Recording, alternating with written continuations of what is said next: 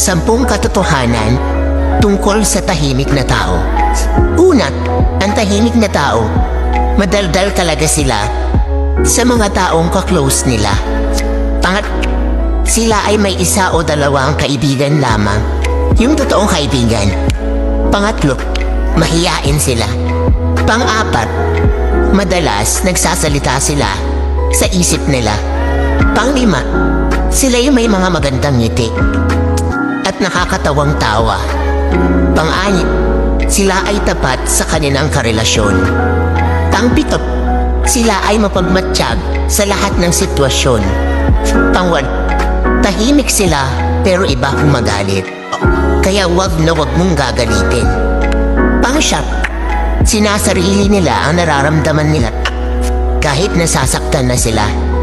Pang-10, pag sila nakilala mo ng lubusan,